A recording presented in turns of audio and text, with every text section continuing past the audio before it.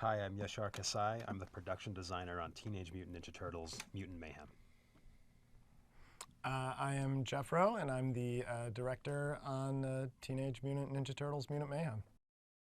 A production designer's job is to take the vision and inspiration material of a director and then turn that into the look of a film, the final look of the frame.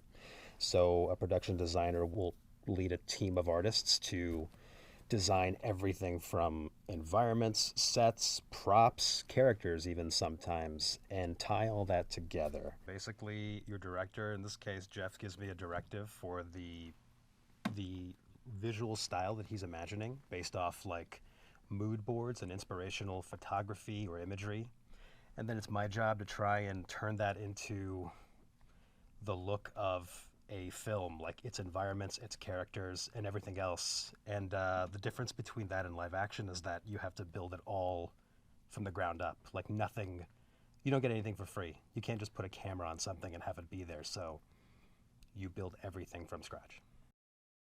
I think this version of New York is actually pretty well grounded. And I think that was absolutely the right call considering how like unhinged and absurd the other side of this film is. So I think the hardest part about capturing it was really just studying it and looking at real photography. And Jeff had plenty of photography to look at, and we would just like try and find what made that feel so authentic in its lighting.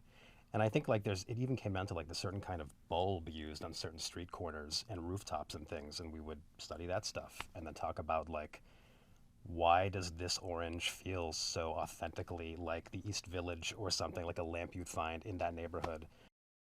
Really, we just wanted it to look like teenage drawings, the kind of drawings you did when you were in high school that have weird shapes and bad perspective, but are really lovingly rendered in places. But we really wanted to make it feel lived in. So they've modified the space, they've put stickers on things, they all kind of have their areas carved out for themselves.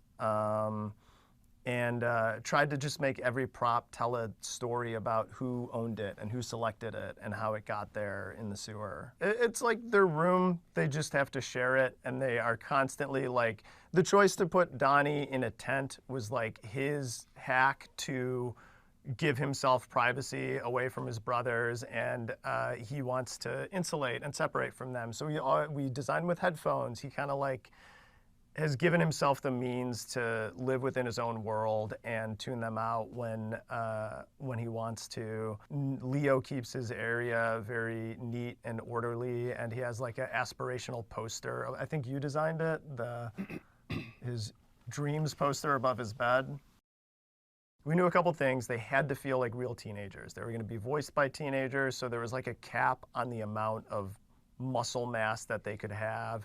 And it also informed a lot about their posture and the way they carried themselves and the way they acted and touched things and interacted with the world. And then also, like, when you're a teenager, you're awkward. You haven't grown into yourself yet. And it's like, we're like, well, we can't really put like acne on a turtle, but how can we make them feel imperfect? I think we realized early on that we're like, they should have their own designs. They shouldn't just be like 4 different colored versions of the same character.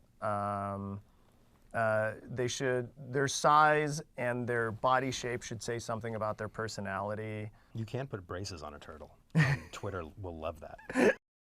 One thing that Jeff like would point out about photography early on was like a lot of the action took place in like the mid-tones and stuff, and it wasn't perfectly lit all the time. And I think the Chop Shop is a pretty good example of something that is not lit in an ideal way, where characters' faces are fully illuminated, but it is quite dark. But there is this subtle like variation of temperature that Jeff is talking about, and that's how you see like one side of a character, and then the other side of the character is a completely different temperature. It's not light and dark. It's something else, and to see that move was cool. The movie is both very serious and like deeply emotional, but it is also like really absurd in some of its design. Like it rides this awesome like good bad design line where, like Jeff was saying, like the doodles that you do in the sides of your notebook were taken, extrapolated, and made into the look of a whole movie, because everyone, I think, is drawn like that at some point, and it's really familiar and that's very charming.